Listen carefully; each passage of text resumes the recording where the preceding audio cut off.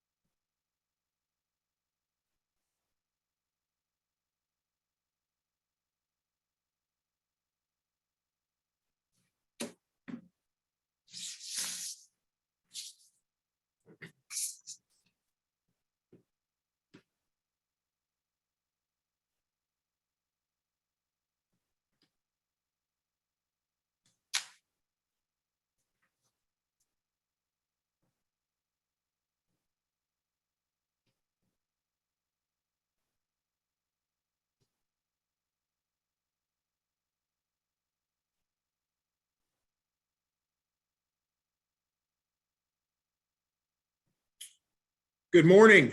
My name is Robert Hurt. I'm the Dean of the School of Government at Liberty University, and as well as the Director of the Center for Law and Government. I'm also the chair for the Virginia Early Childhood Foundation. I'd like to welcome everybody to our event this morning, and thank you for being here to focus on the timely and important issues that we'll be discussing. The Virginia Early Childhood Foundation is very pleased to partner for its 8th year with Virginia Chamber of Commerce to further explore the link between a strong start in early years and a vibrant and productive future workforce for Virginia. As the Chamber's Blueprint 2025 shows, businesses consider this a key issue for Virginia's economic competitiveness. This event capitalizes on the growing awareness of and support for a strong public-private early childhood system in Virginia. Before we begin, I'd like to acknowledge and thank our sponsors who have helped to make this event possible.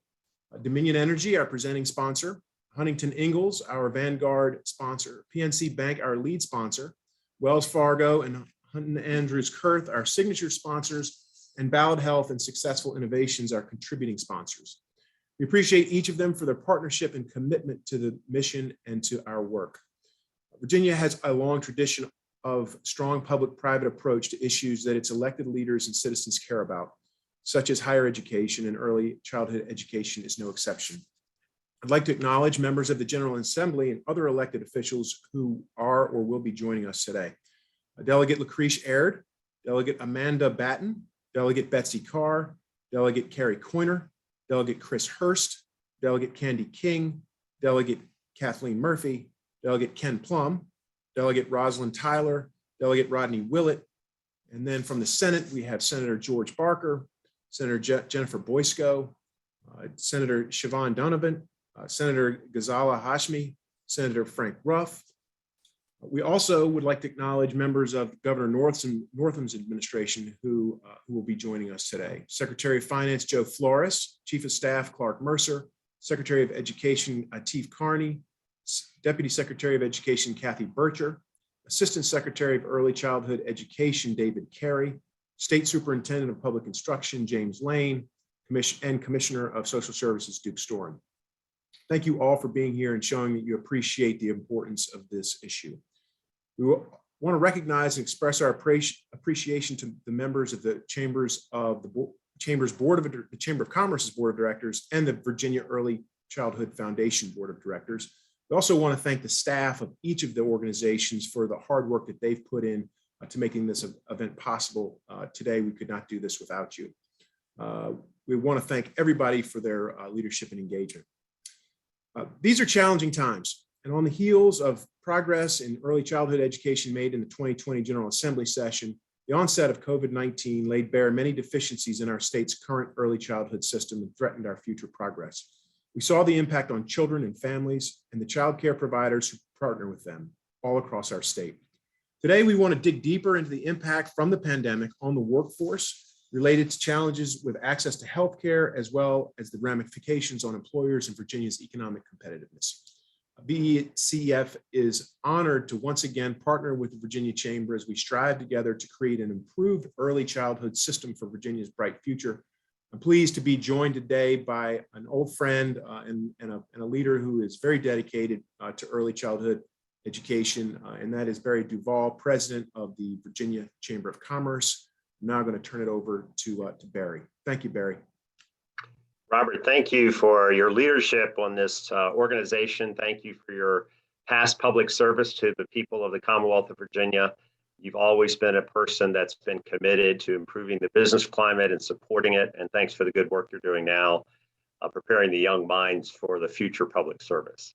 I also want to thank the board of the Early Childhood Foundation for the commitment and ongoing partnership, and thank Kathy Glazier, your president and CEO, and her team for the professionalism and the voice that they bring to this important subject today. I'm Barry Duval, president of the State Chamber of Commerce. On behalf of our 28,000 business members across the Commonwealth of Virginia, I want to welcome you to this virtual conference. We all wish we could be together. We soon will be, I hope, and we look forward to once again resuming business as usual in the Commonwealth of Virginia. But for now, we found these virtual platforms an opportunity to reach a broader audience and at the same time raise awareness among ourselves as a reminder, and a new audience of listeners as well as media that cover these initiatives in this virtual platform. So they're worthwhile, they're meaningful. I want to add my thanks to the sponsors and everybody who helped make this day possible. Robert's already articulated the need, and what we have found through the Chamber of Commerce's work in updating our Blueprint Virginia is that the number one issue across every region of the Commonwealth has been a ready workforce. And even as we return to what is beginning to be the growth of the economic engine of the Commonwealth, and as we see the pandemic beginning to normalize in our society, we have found the return to work not to be as robust as we would hope it to be. And while the fear of the pandemic is certainly a concern, I would tell you that childcare is also a major initiative and concern. Our survey of over 7,000 businesses has led us to think that unless we solve the childcare challenges in our Commonwealth today, we will not solve the workforce issues and return to work that we need in order to achieve full economic prosperity. So that's why today is very timely. The observations and the recommendations that you will hear today are very important. And I also want to add my appreciation to Roberts for those public policy leaders who have signed on today. Specifically want to thank the members of the General Assembly, the members of the governor's office, recognizing that this problem is not solved by public policy alone or by private sector leadership alone, but this challenge is only going to be solved by public-private partnerships working together. And we at the Chamber are pleased to include the importance of early childhood education in our updated Blueprint Virginia, which will be released December 3rd in person. So if you'd like to attend, it'll be an invitation-only event, but please let us know if you'd like to attend, where we anticipate presenting the Blueprint Virginia 2030 plan to the governor-elect, and we'll know who that is in the next few days. So thank you for joining us. We have a great program. My opportunity now is to just introduce the program, review the individual participants, and then I'll be coming back to wrap it up at the very end. I would ask you to think about this program as in 4 parts. The first is we will hear from Dr. Kartik Athreya, and he is the Executive Vice President, Director of Research at the Federal Reserve Bank. We're delighted to have the Federal Reserve as a partner on this issue, and that they've recognized workforce and early childhood as a high priority, and he has significant insights to share. Following him will be a panel of corporate leaders, and I'm excited about this panel. It represents the best of the business community in the Commonwealth, including Daniel Fitzhugh, president of the Chesterfield Chamber of Commerce. Danielle is one of our stars among the local chamber leaders, and Michelle Franklin, vice president of Carilion women's nursing support services. And you may know, you may not, Carillion's the largest employer west of Charlottesville in the Commonwealth of Virginia. Very important corporate citizen in the Commonwealth. And of course, a friend to all of us and all across the Commonwealth, and that is the Vice President of Workforce Development for Amazon, Ardeen Williams. And each of them bring a unique perspective, and the panel will be moderated by Dr. Jamel Wilson, Dean of the School of Professional Continuing Services at the University of Richmond. So they look forward to hearing from them as well. Stephen Murray will be joining us. Many of you know Stephen as the leader of the Virginia Economic Development Partnership. He will bring some unique perspectives on how getting back to work in the Commonwealth is going and what the important role that this organization and your mission and cause is adding to the ability for us to get back into the stream of commerce. And of course, his perspective on economic development successes and partnership in promoting the business climate of the Commonwealth with me at the Chamber is something that I've treasured, and we welcome Stephen following that. And then the fourth section, we'll get to hear from Dr. Tammy Mann. Dr. Tammy Mann, you may know, is president and CEO of Campana Center, located in the Commonwealth of Virginia in Alexandria. It serves more than 2,000 children and families every day, part of making the difference to keep Virginia families supported in the way that they need to be. So we're excited about this program. I thank all the participants in advance, and we're going to get started. So let me introduce to you Dr. Athrea. We'll get started with you and look forward to you presenting to us. Thank you so much for being here today and for the partnership with the bank. We turn the program over to you. Many thanks, Barry and Robert, for your excellent remarks prior to that. It's a real privilege to be able to speak with you today. This is an august group. The usual disclaimer applies for any Fed person speaking. However, I think today the presence of public officials makes me really concerned that I convey that the utmost respect for the deliberative process that has to happen ultimately to reach solutions. I will be speaking heavily in my capacity as that of an economist, thinking about these issues in my perch at the Fed. So with that, let's move on. Next slide, please.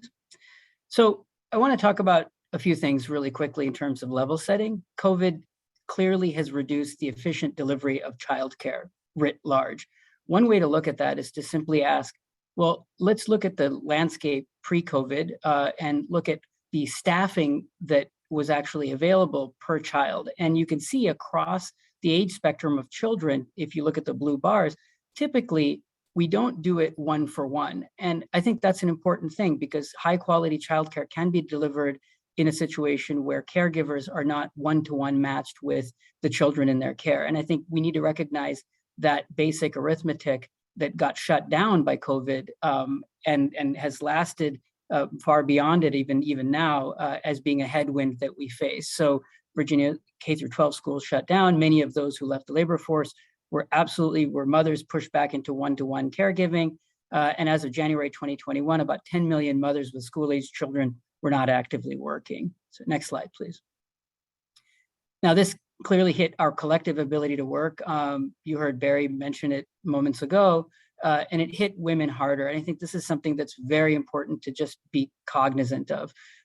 Many women worked in essential sectors and in sectors that were reliant on, what you might call in-person interaction, especially in food and accommodation was a sector, abnormally badly hit by COVID. And I would not minimize the role of norms that were in place at the time that this occurred that led women to bear the brunt of the responsibilities once that change in environment actually occurred.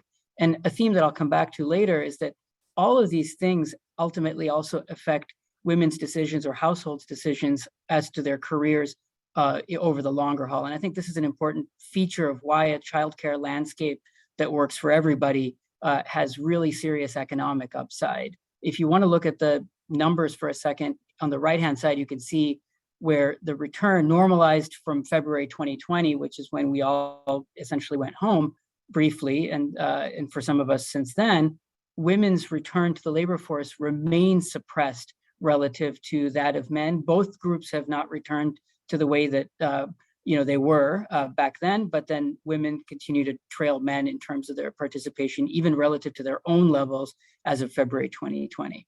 Next slide, please. There are many calculations one could possibly make about the loss. One way of thinking about this that I find appealing is to think about the workforce as having all kinds of skills that they bring to the marketplace.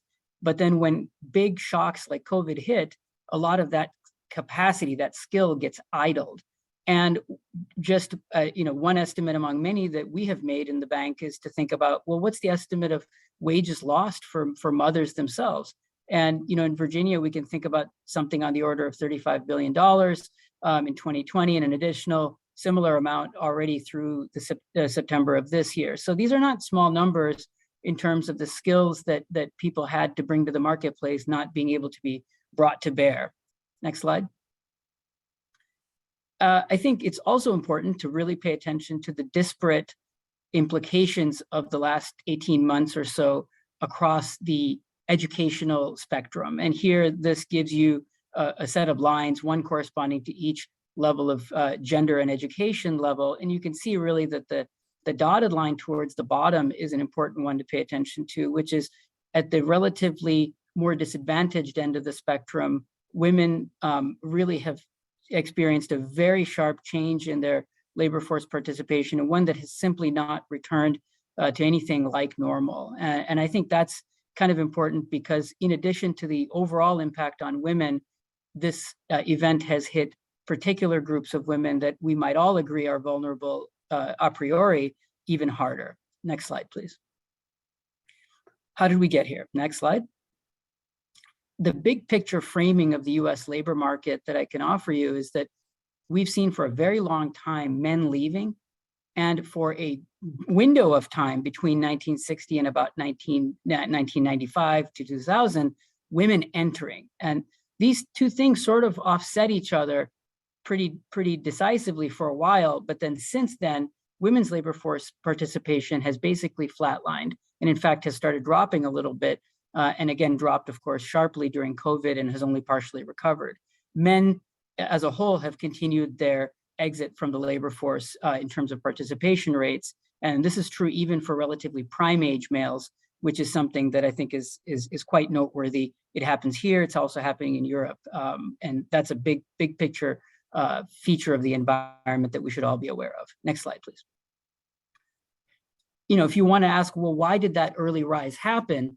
Well, some of the things that economists have pointed to quantitatively as being pretty important are actually that the costs of not working in the market went way up. And one of the early features of the environment in the post-war era was the explosion of devices and home production, in economist jargon, home production capability that really drastically improved through the presence of various appliances in particular.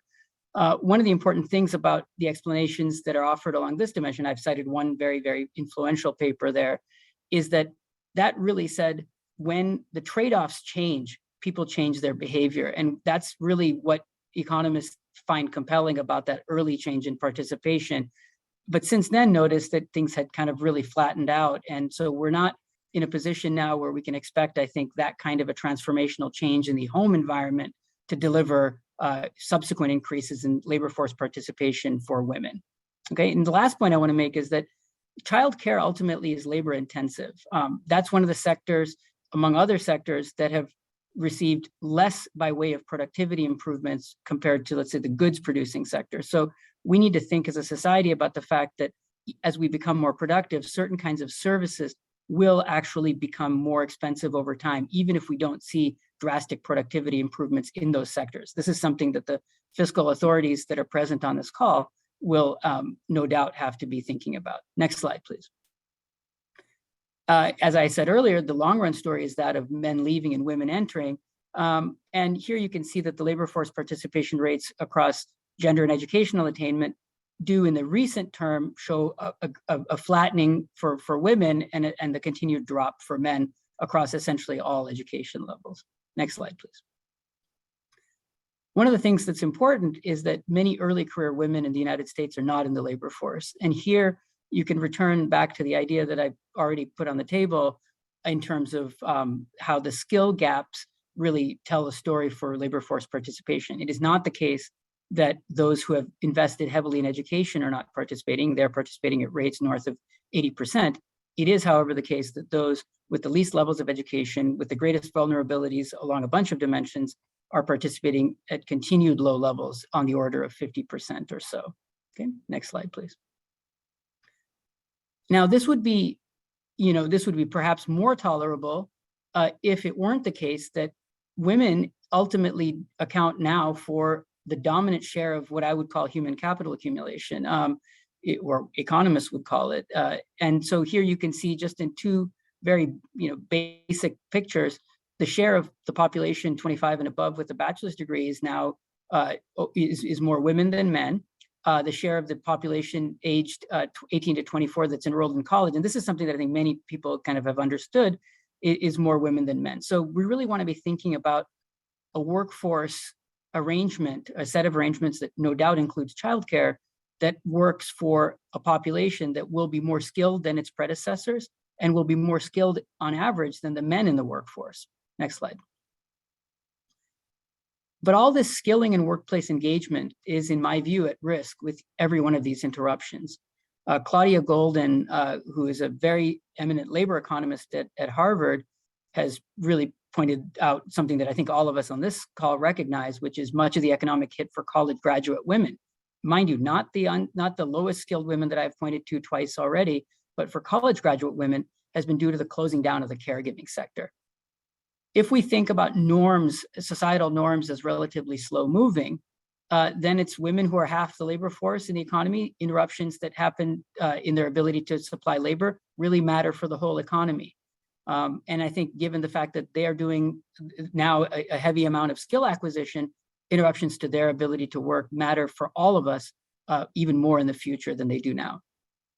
In the event that norms actually end up changing, I still think that it's the case that interruptions will cost us in both the short and the long run. And one thing I think all of us can agree on is that COVID was sort of a rude awakening for us, but it's hardly reasonable to think that it will be the last major shock that the United States faces. Next slide, please. I want to just quickly mention the gender wage gap, and I think why I think it's important for us to be thinking about this and the role of childcare in all of this. As of 2019, you could look at the statistics and conclude that women working full-time earned about 82 cents on every dollar earned by a man working full-time.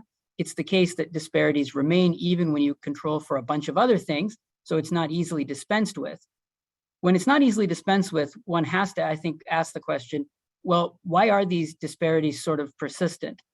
One way that to frame it is to really think about it as reflecting a self-fulfilling cycle of expectations, where I've called it a doom loop here. Perhaps that's more hyperbolic than is needed, but you want to think of it, I think, as a situation where everybody's unsurprised by what ends up happening, but what everybody does in that world is not ideal. And here you can imagine a world in which the expectations are that women may not stay at the same rates as men after childbirth in the workplace. That's going to change. If that belief is held, it will change the views of employers in terms of how to invest in their female workforce. Women, in turn, have to plan for future childcare needs in that world and will necessarily have to think about selecting flexible, which often mean lower wage career paths. This then feeds into an inadequately scaled childcare market, one that goes back to that first slide that I showed you, where the ratios will be far from 1-to-1, and instead, ideally would be something higher than 1-to-1. And that makes that, along with the lack of prior fast tracking, collide, and it makes it difficult for women to stay in the workplace. Now, this is sort of one of those situations where one doesn't have to blame any particular person or institution even, but one can still conclude that this is not an outcome that is serving half of our society well, and it's certainly by extension not serving all of us well. Next slide, please.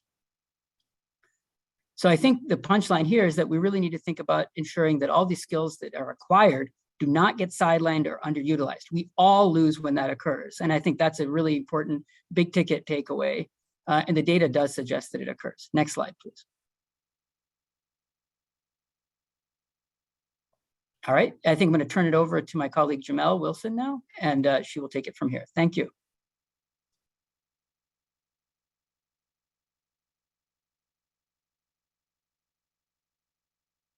Good afternoon, everyone, or almost afternoon. Kartik, thank you very much. And let me join Robert and Barry in thanking you all for being here. We have wonderful folks with us this afternoon or late this morning who will provide us an opportunity to hear from these three senior executives in business who can share perspectives about the impact that what we feel and know as a crisis around childcare access, especially for the maternal workforce, is having on their companies and their workforces, and ways that businesses are reacting and responding to the crisis and the opportunity. And we'd like to maybe focus on this idea of opportunity. We recognize from Kartik's slides and his discussion that we do in fact have a crisis, that we've been building to this, that COVID has expanded this, has made it more visible to us. But we want to make sure that we provide some insights into the things that we are seeing that are working, opportunities that are there, so that we solve this issue for the masses, for not only our companies and our businesses and our workforce, but also for the early career individuals, those who are less educated, as well as those who are highly educated. And this notion of childcare is not just childcare, but quality childcare. So let's get into the conversation here. I'd like to ask each of our panelists, Danielle Fitzhugh, our Dean Williams, and Michelle Franklin, to talk a little bit about experiences each of them has had in their companies, especially during the pandemic, related to working parents and their challenges with accessing childcare. Tell us how this has shown up for you. Let's start with Danielle, then we'll go to Michelle, and Ardeen, if you don't mind, if you will come in third. Danielle? Thank you so much, Jamel. Good morning, good late morning to everyone. I'll have a different perspective than my panel colleagues representing nearly 600 enterprises here in Chesterfield County serving the market and their employees. And so what we are hearing is our employers are having to be much more flexible to keep the quality employees that they have in order to accommodate childcare needs. And sometimes that means flexible work schedules, right? So changing the demand of work so it may not be the traditional hours that they once had in order for them to do have quality childcare available or do childcare at home, meaning they may or may not be doing virtual school. It also means that in some cases, there's not enough quantity of childcare that is out there and available, especially when we're seeing shortages in staffing across the board. But as childcare centers are shortening their social distancing ratio of students to teacher numbers, that means less students per facility. And so that's another squeeze on the workforce that is affecting our employers that really pre-COVID, they weren't necessarily trying to help manage and offset the childcare needs. The employee came to the company and already had that worked out, but we're now having companies decide, okay, do I need to put a daycare center in my building so I can have employees here? They're trying to be innovative and think outside the box. Thank you. Michelle? Thank you. The experience we've had at Carilion Clinic during the pandemic is similar to other healthcare systems across our nation. Really, nothing could have prepared us for the impact that the pandemic has had on every aspect of our workforces, personal and really our professional lives too, right? Because the hospitals have had a huge impact from this pandemic. So we've truly been navigating some unfamiliar territory. Early in the pandemic, our employees' childcare needs changed rather abruptly when schools closed or moved to more of a virtual platform. Many of our employees who prior to the pandemic only needed after school programs, well, they found themselves needing that full day childcare coverage and assistance even with virtual education venues for their children. This child care challenge continues even now, almost daily, when children have to quarantine either because they're sick or they've been exposed to COVID, or even another twist that we're experiencing is the challenging with the school schedules, allowing teachers time to complete their work due to having to double up to cover the gaps in the school system. So, we continue to struggle with this, and at Carilion, we offer flexibility as much as we can to accommodate this growing number of parents that need to shift to accommodate the child care needs. Every time a staff member is absent and can't go to work in a patient care area, of course, it has both financial as well as workforce implications. So we've had to creatively staff, which often means staff assume extra hours or heavier work assignments to cover shifts, and many times there's added overtime. The gift, I guess, with Carilion is we're a 24/7 industry, right? So we've had the flexibility to allow some parents to change their shift that more accommodates the child care needs that this pandemic has brought forth to them. Thanks, Michelle. Ardeen, how about you? Thank you. I think our experience is not unique to what you've already heard. We have a large workforce, 1.3 million people, and we do have facilities that run round the clock. And so the disruption was significant while customer demand increased dramatically. I think when you look at it, the issues come down to availability, access, and then fundamentally staffing, because we know across the Commonwealth, particularly as we listen to the feedback from the Blueprint Virginia plan, that even those centers that remained open had difficulty finding caregivers to join their staff.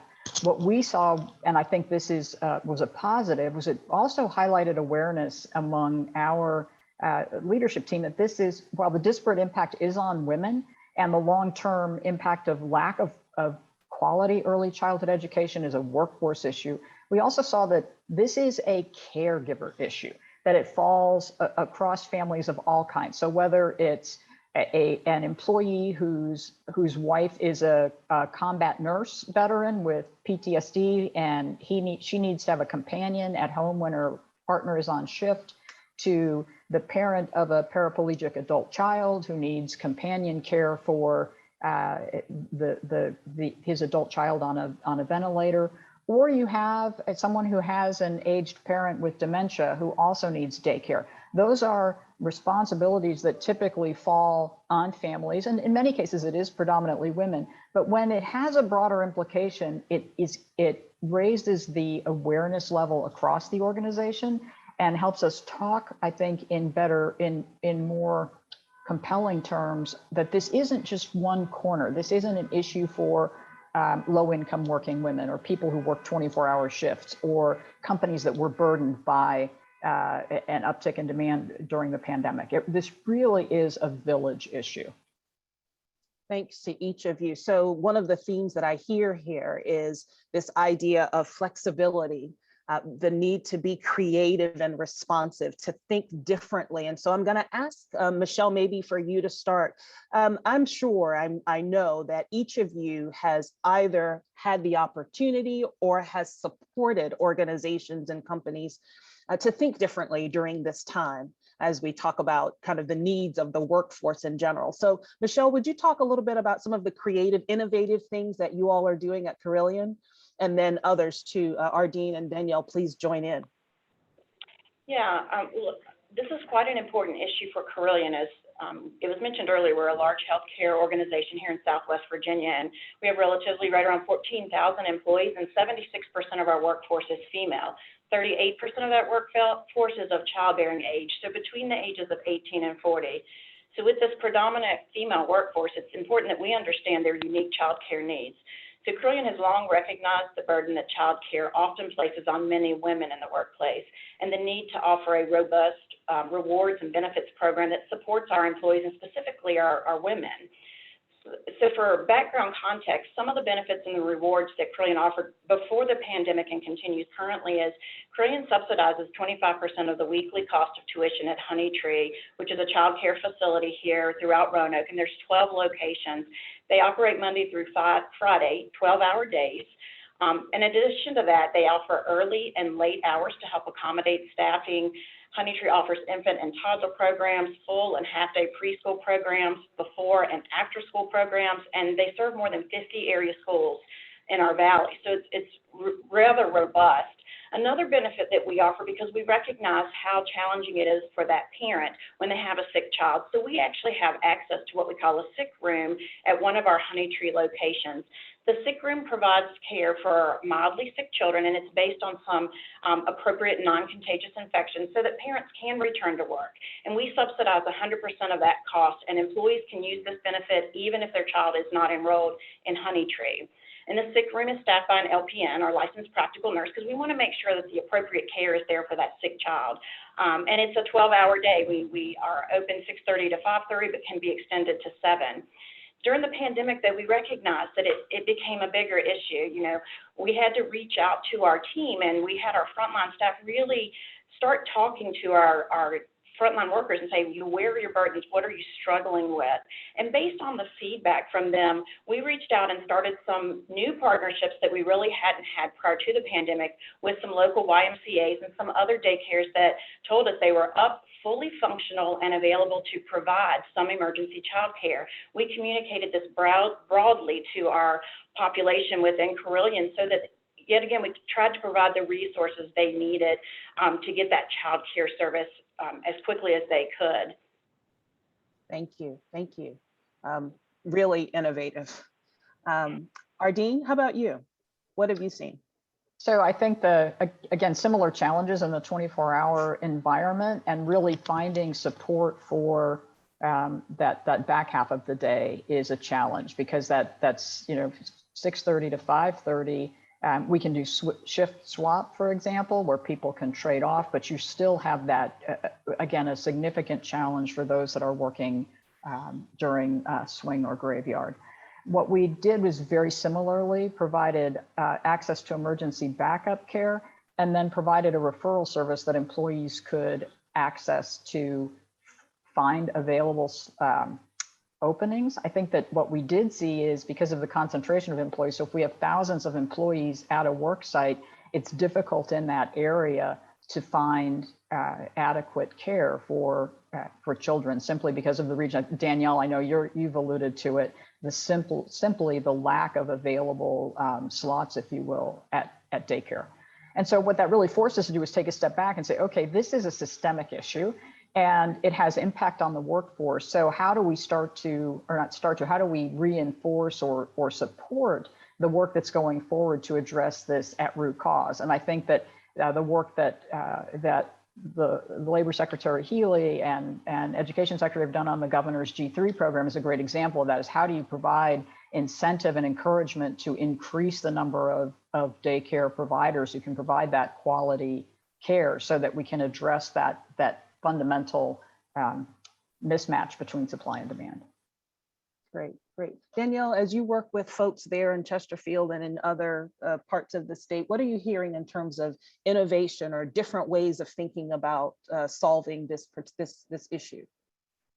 Yeah, one of the things, especially here in Chesterfield, that the county was able to do, especially when schools were closed. And so, we have 60 some school buildings in our locality. And the county partnered with the schools and the YMCA to open those buildings and set up satellite YMCA centers at multiple school buildings around the county, because they were hearing from us, they were hearing from our employers that, hey, we've got to get our employees back to work. They need childcare, even if they're working from home, they still need childcare to help with the distraction away from doing work for them. And so that was highly successful. And then we're able to use some of the CARES funding resources that was coming into the market to help offset that cost for the family that needed to put their child at the Y so that they could get back to work. They were able to put nearly $4 million back into the market just to help offset those YMCA costs. The other thing that we saw was the entrepreneurial innovation. We saw businesses start up that took the village approach to their business model and hire people that had an education background to set up education pods in neighborhoods. So if you in your subdivision had a family of 4 or 5 that had kids, school-age kids, they'd come to a central house and put 4 or 5 kids together, and they would be the classroom facilitator, regardless of age, for those 4 or 5 pods in a neighborhood. And so we did see that, you know, entrepreneurs are great about thinking outside the box and feeding the demand. And they saw this gap in people are at home, but the kids are distracting them from the work. We need to go to where the kids are. And they were setting up these mini little hubs, if you will, in neighborhoods. Great. So each of you has mentioned various partnerships, different organizations, different entities that have come together in terms of trying to solve this issue. We've heard philanthropy, we've heard government, your businesses, your own folks in your communities. But often there's this kind of question, whose responsibility is this, right? I think from Kartik's slides and from what we know, it really is a village. But I wonder about your thoughts on how do we navigate sometimes what feels like uncertain territory about who should start or whose responsibility is it, or how do these things get going? So I wonder, you know, from your experiences, what has worked? How do we break down this question of how do we get started? Who takes the lead? And I'll open that to any of the 3 who want to start and would like to hear from each of you. Ardeen, I see you coming on here. Go ahead. So I think like this is like the who's going to ask the first question in a room. We say, okay, are there questions, right? I think that the opportunity here is for each of us to be a convener, because this is, as you said, it's a village problem. And if in fact you can bring people together, you know, Danielle's example of these pods was great. Then, okay, what's the next piece of how do you facilitate that bulletin board effect so that people can come together and say, oh, I've got this many kids, I have that many kids, and then find the educator. How do we think about changes in local jurisdiction or state regulation that says, hey, we are going to require that any daycare facility that operates and is licensed in the state or the city provides ability to pay sliding scale so that you can in fact serve the entirety of the population, and you're providing it at a rate that doesn't exceed a specific portion of someone's take-home pay. And then how do we ensure that there's that quality pipeline of caregivers? And so, you know, working with the state government and community college to do that. And again, I think that in each case, there's a different convener, but it has to be that village that comes together. It has to be government, it has to be businesses, it needs to be philanthropy, and there's a role for those folks who need care to be part of the solution so that what we in fact provide or you know become entrepreneurial with actually meets a need that exists, and we can modify and tweak that program as we go along. I think that that's really, from my perspective, the opportunity. Danielle or Michelle? Michelle, go ahead. Yeah, I mean, I think collectively our voices are louder and stronger. I think one of our core values at Curling is collaboration. And I think I was so intrigued listening to the education pods. I think what a great opportunity. And collectively, if we could share those stories and kind of lock arms, we can make huge impact for the childcare needs in our communities. So I think replicating some of the successes that we've had is a great opportunity for us, and maybe even tapping into some resources we haven't thought of. For example, we have really good collaborative relationships here with Radford University Curling. It's a nursing school. Those schools shut down. Could we have tapped into those schools to help maybe with some of these education pods with these children? So I think being innovative and collaborating is really the answer to help move the needle on this childcare issue. Danielle? Yeah, Jamel, I think Michelle and Ardeen have both hit the nail on the head. I mean, I liken it to the old wagon wheel, and we talk about everybody's got this little spoke. But if you think about that wagon wheel, it's really the frame around the spoke that keeps it together. And we all have to be in part of that framework. It can't just be the spokes working in our silos. Like, you know, Michelle said, we've got to share those success stories of what really worked really well. Can we duplicate it in other parts of the Commonwealth? That the need is It's not a childcare need, it is a workforce need. And we need to look at it from the workforce perspective that everybody has a gain and a win of making sure that there's high quality, affordable childcare accessed in the Commonwealth so that our employees can go to work. So Danielle, I like that comment there, high quality, right? So it's not just about finding a place for your child to go, but we all want our children to have access to high quality care so that it's not babysitting, you know, in kind of the most pejorative term, but it is about providing care to children. And so I appreciate you saying that. So as you all have delved into this, as we've been in this pandemic, and you know, Cardiff acknowledged, you know, the pandemic is right now, is what we're dealing with right now, but it likely will not be the last time. I wonder, from what you have learned, how have you seen your efforts be responded to or acknowledged or valued by the workforce? Have you seen a change in profitability and retention? So this idea of folks dropping out of the workforce because of lack of care. Have you seen instances, you know, kind of bringing it from the statistics, from the data down to the ground, right? How have you all been able to retain staff and care for staff? One of the things I think about is the social and emotional toll that lack of quality care brings to our employees and our staffs, and how we're able to help them in that way. So I wonder if there are any personal stories that you would like to share, kind of the evidence of what we're seeing here. I'm happy to start Danielle. just what I've seen. You know, I think we need to address the elephant in the room for the long-term plan, which is lost learning. Right, so we have this 20 months of lost learning because access to high quality childcare was pushed beyond the limits of its capacity. And so that's whether you had a 0 to 12-year-old that would have been in that childcare setting. And so I think we also need to think about the lost knowledge base from the slides we saw earlier of the flight of women from the workforce, and the knowledge base that we are losing from our employers because they've had to go home and take charge of some of these demands that it has put on the household. And we have probably not seen the bottom of that fall yet. And so I know in our community, because we have a strong women's group, we've seen that the demands and pressures of the other things that they're having to do and juggle has pushed away and pulled away from the time that they're able to put in. And we anecdotally know that we're managing and taking on a little bit more. So something at some point has to give. So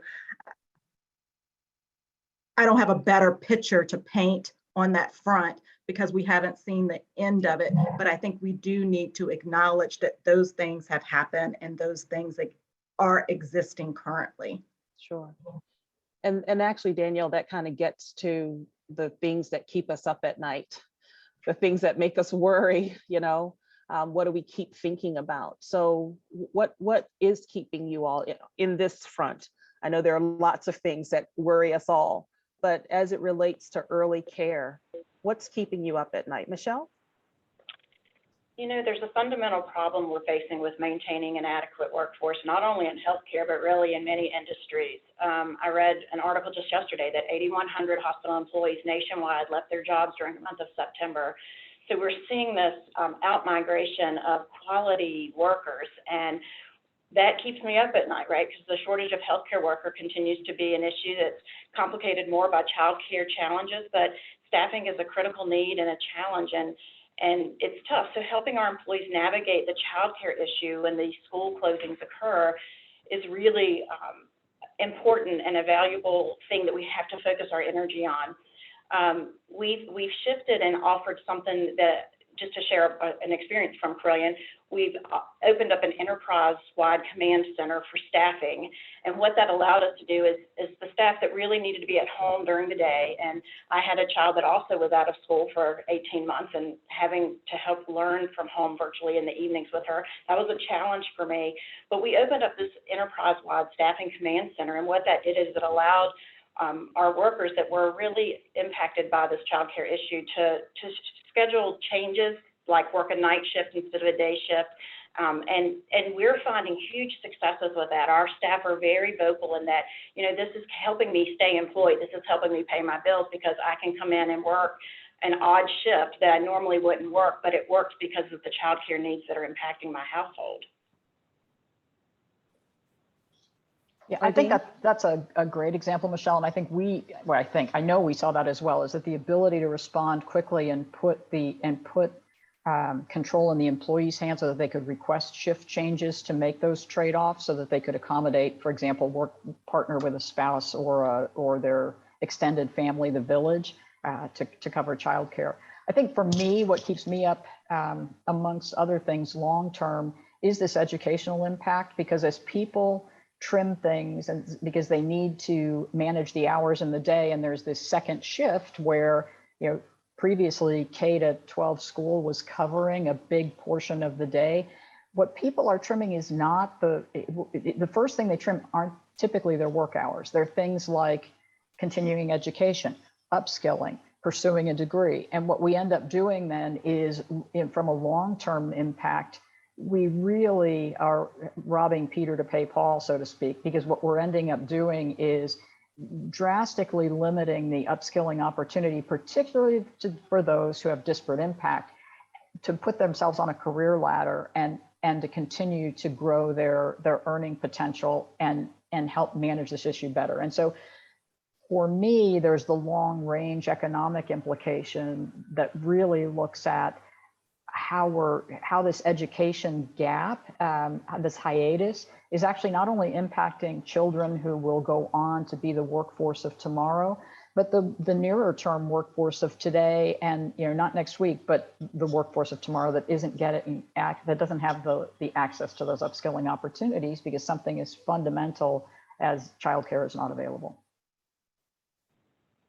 Danielle, anything would you would add? Yeah, I mean, the thing that I think about often, and, you know, I heard this statistic earlier in the year, is if 750,000 women left the workforce last year, we have more women working today than we ever have in the past lifetimes. Yet we lost 750,000 working women last year from the workforce. And at what point do they return, if they return? And so, much like Ardeen said, is we're losing that opportunity to upskill. We're losing that opportunity for additional learning, promotions, pay growth. We talked about 82 cents to $1. So, you know, you don't want to go generations back, but this flight from the workforce because of childcare issues will drag some of those numbers back. So continuing to go forward versus going backwards. Thank you. Michelle, did you have something to add in? I did. I'm just thinking through. Sorry, can you hear me okay? I'm thinking through, it's almost like post-traumatic stress for some of these women that really had to, as it's been so thoughtfully described, do their full-time job and then go home and be a teacher, which is new to them.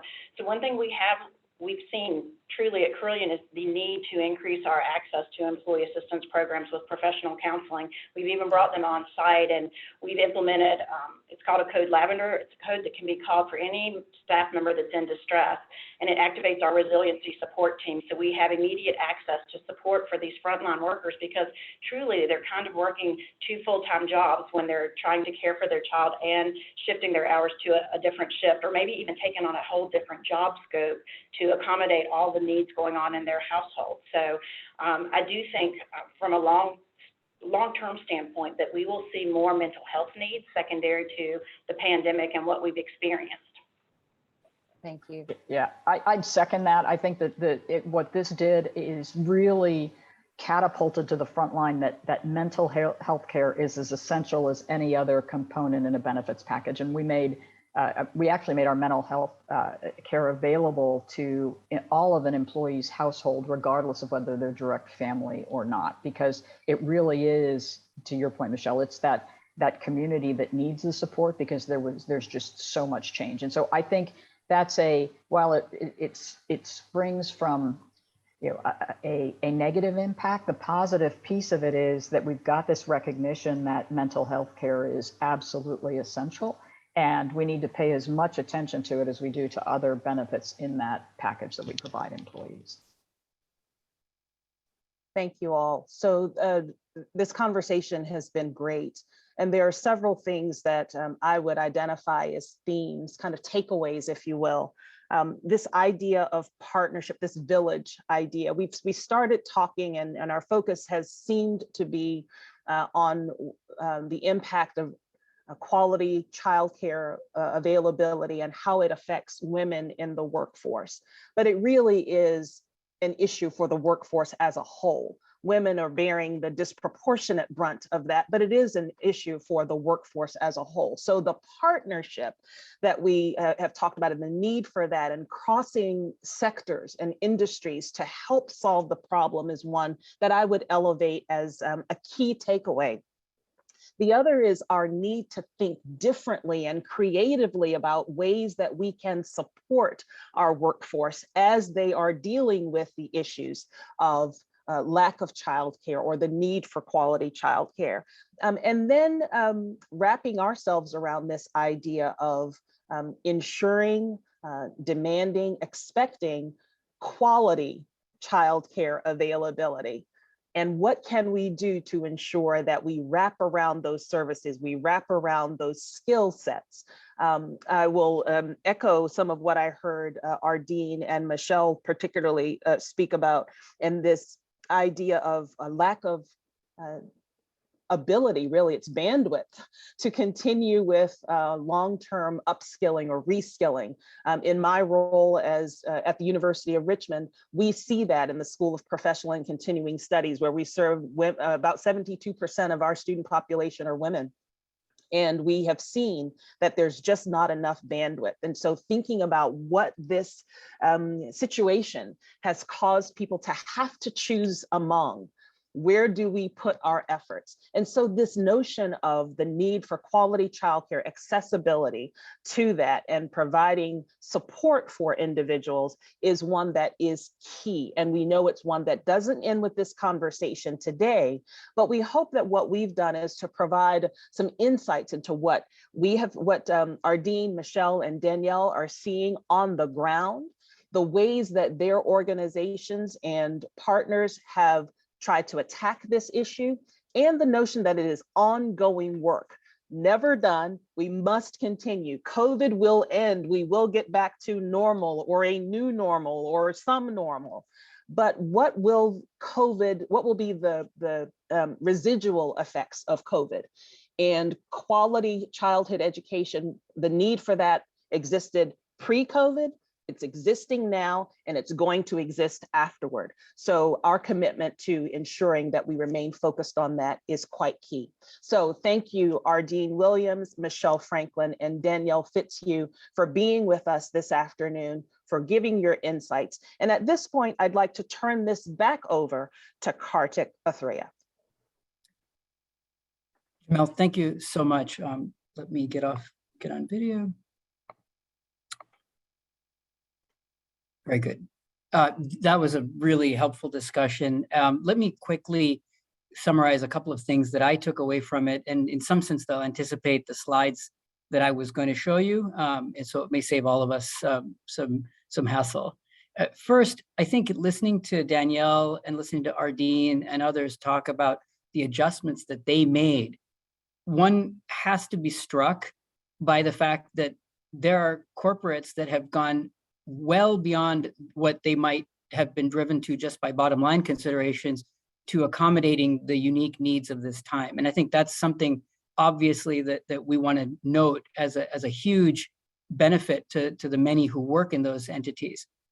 But what we also want to note is despite those efforts, many of which were amazing, clearly, we have the aggregate statistics that I showed you at the beginning, which is the huge impact that this last episode of COVID has really had on the workforce and has had on the female workforce in particular. So juxtaposing those two things, one is led to think, despite these efforts, we are still in a position where a group of people was hurt very badly.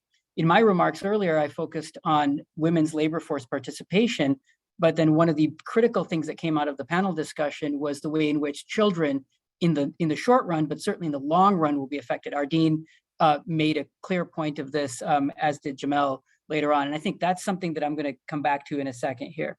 The other thing that it sort of really helped coalesce in my mind was the essentiality of the private-public partnership, because each one of the entities in the private sector thinking about what it ought to do to mitigate a problem will, of course, have to put front and center its stakeholders in making sure that things work for them.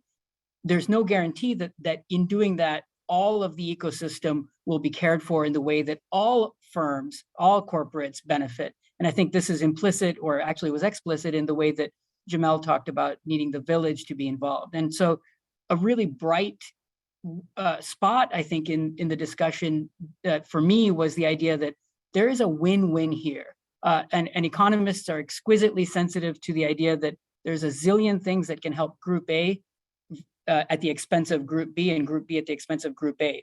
Economists are not particularly good at picking between those because it's not our job to do that.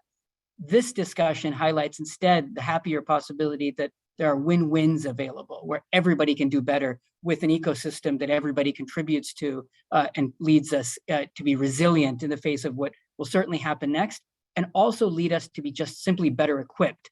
Even if shocks don't occur in the future, we will avoid the disruptions to learning that actually cast a quite long shadow, both on the workforce of the future and on the disparities that exist in that future that we'll all have to live in. So let's get to the next slide, please. So, I mentioned Claudia Golden earlier. I'm going to invoke her again. This has been the first major economic downturn in which the fate of the economics, the childcare sector will determine the fate of the economic sector. That is an important, just real fact to, I think, contend with.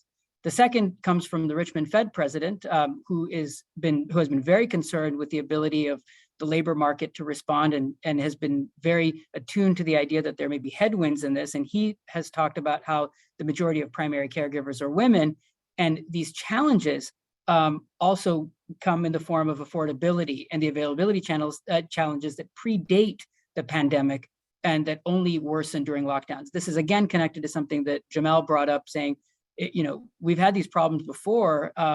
COVID has put them on the table in a way that we cannot look away. And I think that's an important fact. Next slide, please.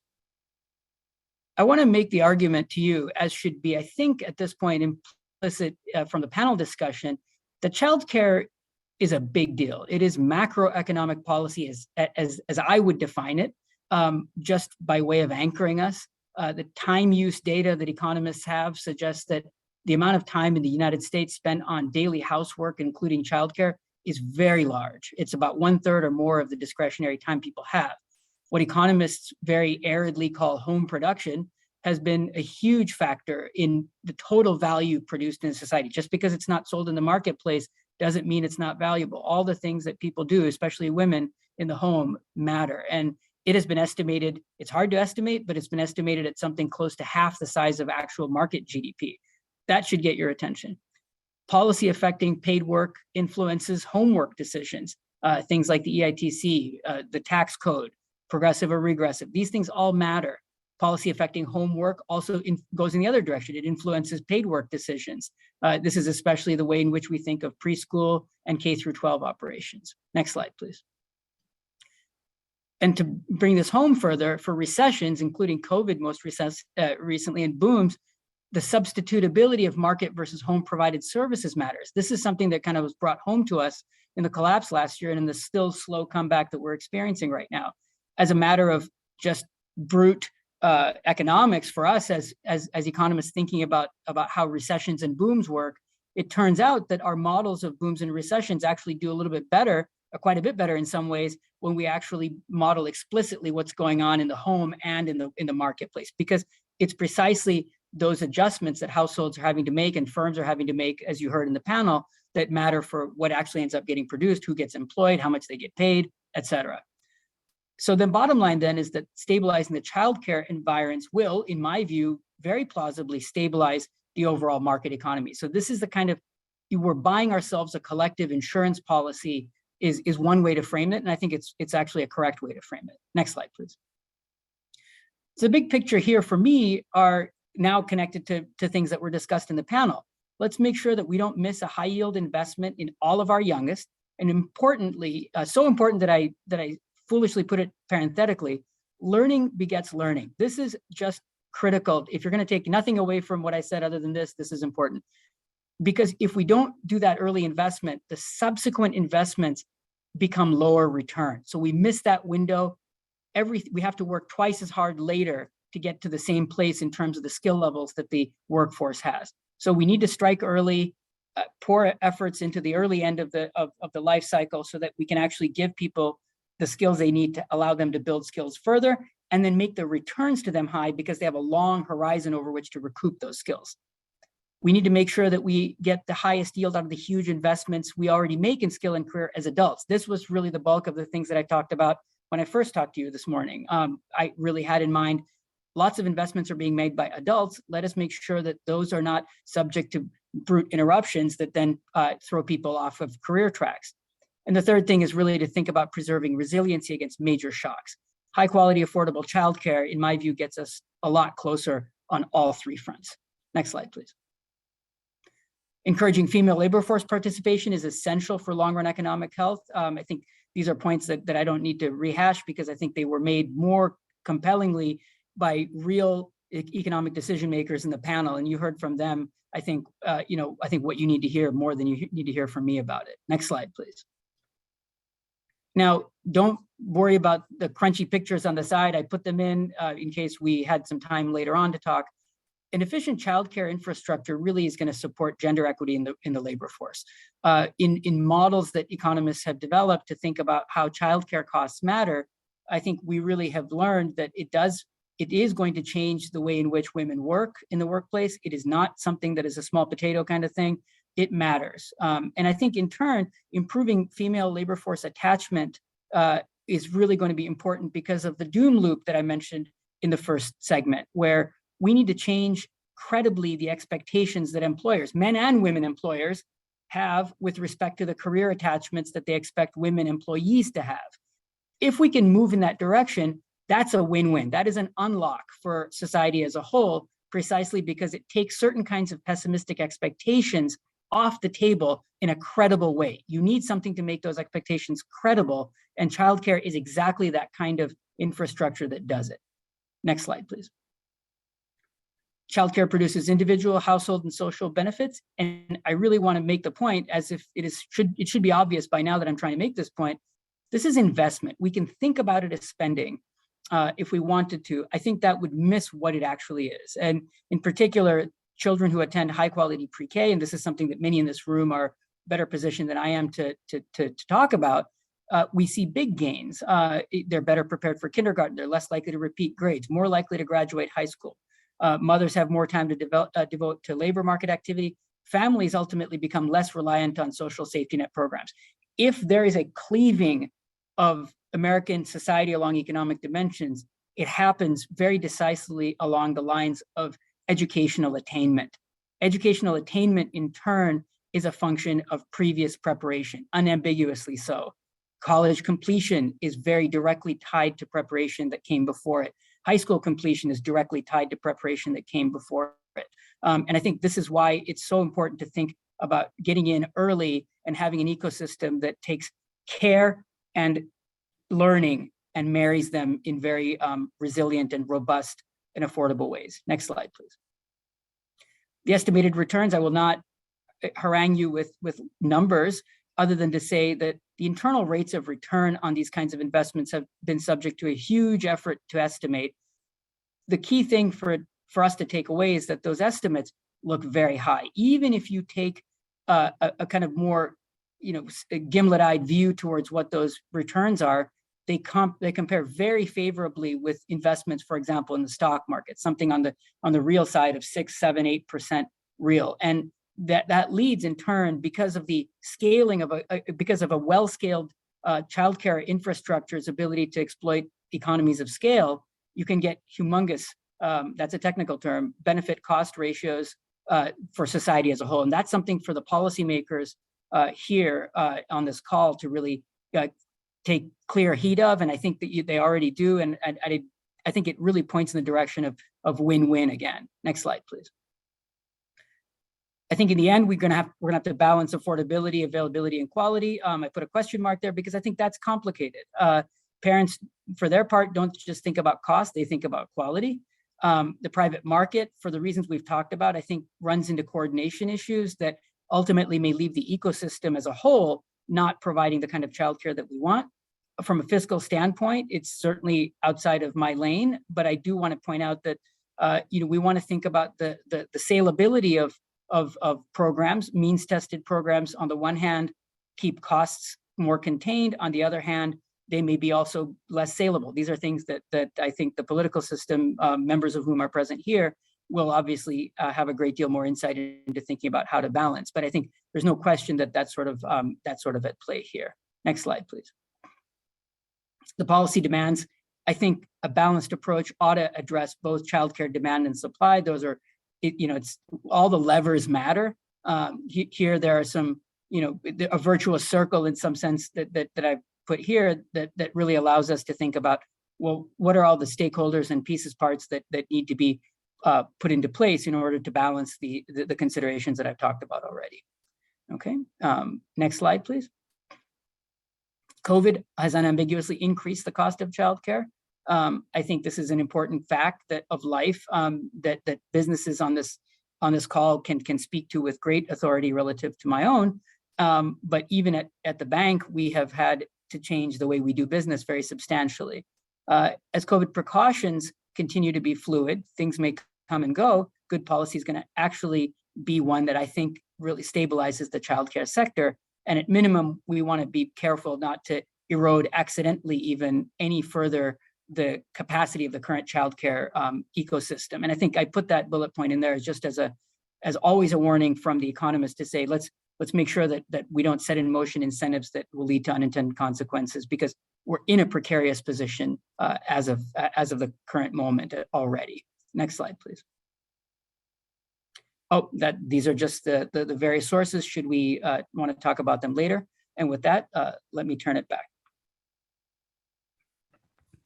Well, thank you, Kartik. Good afternoon. Good to see everyone today. Kartik, I especially want to thank you for your very thoughtful comments as usual, all the insight and research you put into this topic. And also thank you to Tom Barkin, who's been such a wonderful president of the Richmond Fed and placed focus on this important topic. I also want to thank the incredible panel for their perspectives on the impact of a lack of childcare on both employers and labor force participation as well.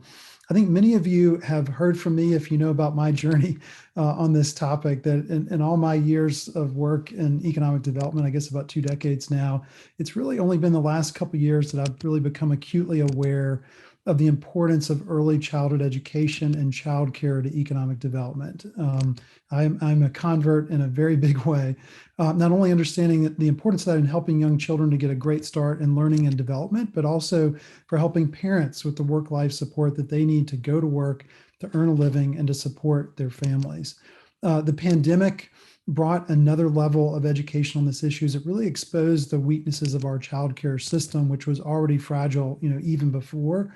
It also really increased recognition of the triple bottom line value of childcare to children through school readiness services, to parents through necessary work support, and also to communities as foundational human capital infrastructure.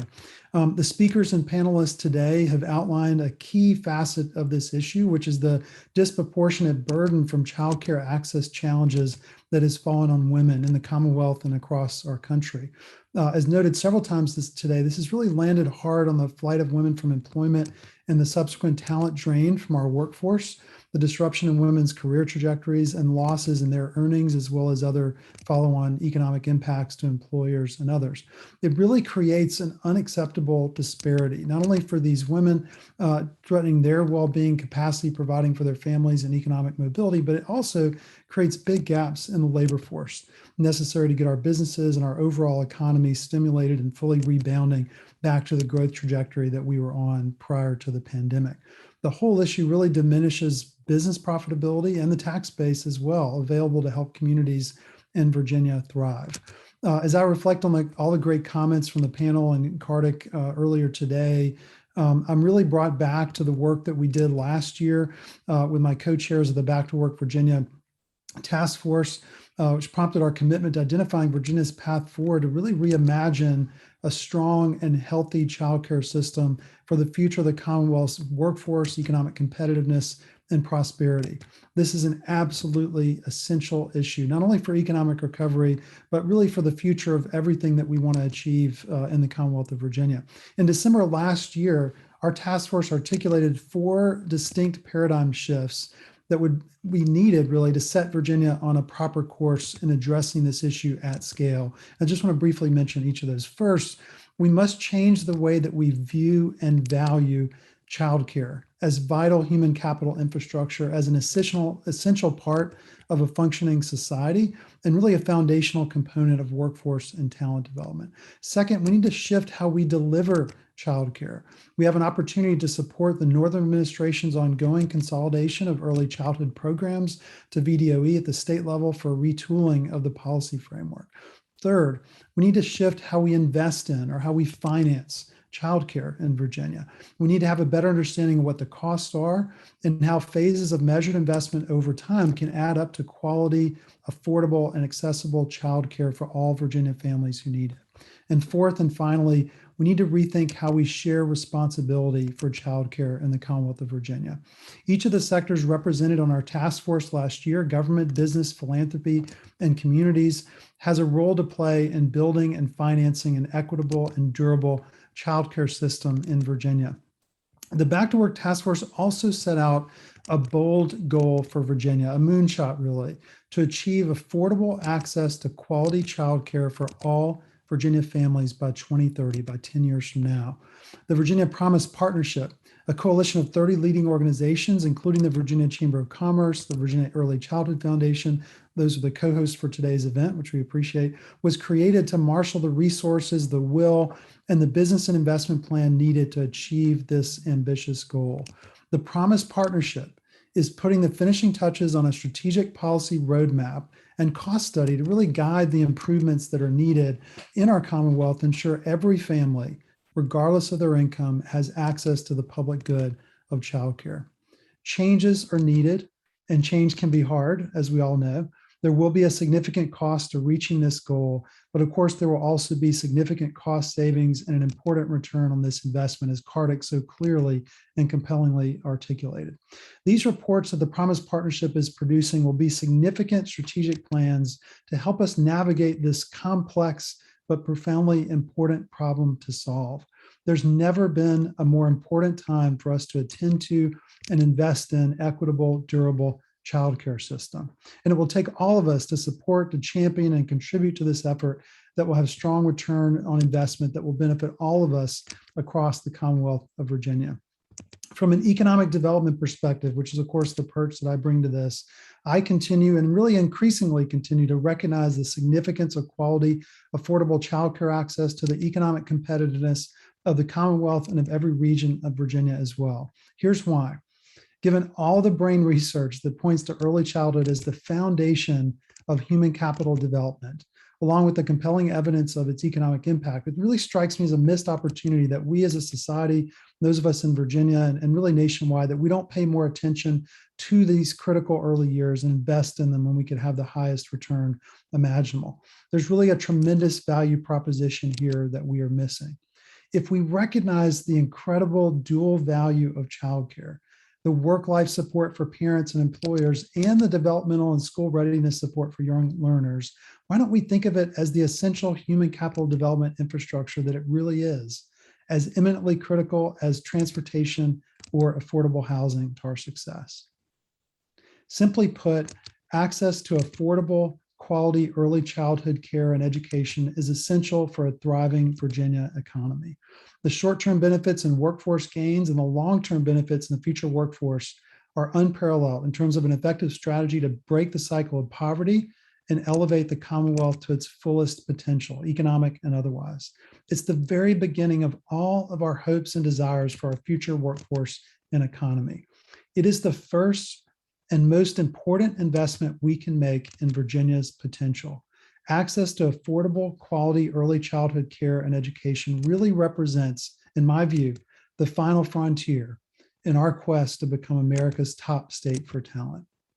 I'm speaking in particular today to the policymakers, the business executives, and philanthropic representatives in attendance today, and really to encourage you to show up as we embark on the road ahead and to embrace the important roles you can serve to support a strong childcare system in the Commonwealth of Virginia.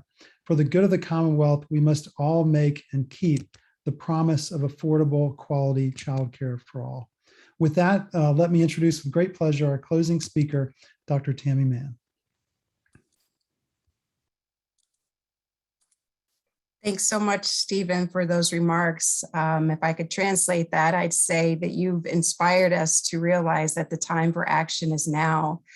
I want to actually thank the ECF for its efforts to use these briefings to highlight issues central to young children and their families. And I'm certainly grateful to the Virginia Chamber of Commerce for prominently elevating the important role that the maternal workforce plays in facilitating a vibrant economy. We all know that the opportunities to be engaged in work facilitates a family's ability to take care of themselves and ensure that their children have what they need to thrive.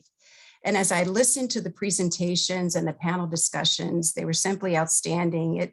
It actually reminded me of my own personal gratitude that I have for the childcare sector. I am absolutely certain that without this workforce, my life and that of my two children's lives would be dramatically different, especially having made a choice to relocate to an area of the country where I was not surrounded by families as we expanded our own family. In fact, in full disclosure, there are 8 years between my two children because of my own concern over managing through the complexities of accessing childcare while balancing work. For nearly 30 years, I have focused on drawing attention to the importance of the early years of life and how experiences in this period impacts later development. Today, my work centers on supporting the workforce that makes forward momentum possible for every other workforce. Every day, the Campagna Center provides early care and education to over 600 children across our community and care to over 1,000 school-aged children when parents' working hours don't align with school hours. It's taken a pandemic, unfortunately, for us to realize that when access to childcare is scarce, businesses falter and are unable to operate at maximum capacity, as we heard expressed over and over in today's webinar. We have significant work to do to rebuild our sector, an overwhelmingly maternal sector that is powered by women who both rely on care for their own children and provide care and education so that other children might get off to the best possible start in life. You heard from Kartik's remarks that the educational, economic, and social benefits of quality care and education has been an undisputed fact for many, many decades. I was inspired by the remarks shared by our panelists as they highlighted proactive strategies that businesses are taking to help address childcare issues across their workforce. I'm also inspired by the work of the Virginia Promise Partnership. It is undertaking to actually define a policy roadmap to accelerate our progress towards a solution to help ensure that all families across the Commonwealth can have access to quality childcare by 2030. The elements of that roadmap create robust opportunities for public-private partnerships where families, businesses, and government all have roles to play because they all accrue tremendous benefits from the support our sector provides. It is time that we demonstrate we value the people who have made this work, their life's work, for the betterment of our communities and our economy. If we can figure out how to send people to the outermost edges of our atmosphere, I know we can figure out how to transform the financial underpinnings of childcare so that everyone wins, our children, and certainly the workforce that helps to make it so. It's going to take all of us working at full capacity with full commitment to achieving the goal that Virginia's workforce has access to quality, affordable childcare. This issue just doesn't matter to children and families, but it also matters to businesses, community, and the economy, and especially to the maternal workforce. You've heard this loud and clear from today's speakers. We have a role to play in building a better childcare system in Virginia. The time has come. We must seize this moment to make things better for children and families across the Commonwealth. I want to thank you for the opportunity to share these brief remarks, and I'm now going to turn it back over to Barry, who will bring our session to a close before we adjourn. Thank you so much, Tammy, and thank you, Stephen, and to the panelists and all of our speakers today. What we've been able to do in the last 90 minutes of our lives is to really focus on the importance of having a well-trained, full, complete citizens. We have a sense of what the economy might look like, but we are not guaranteed a robust economy unless we have a pathway to fill that economy with citizens that are well educated.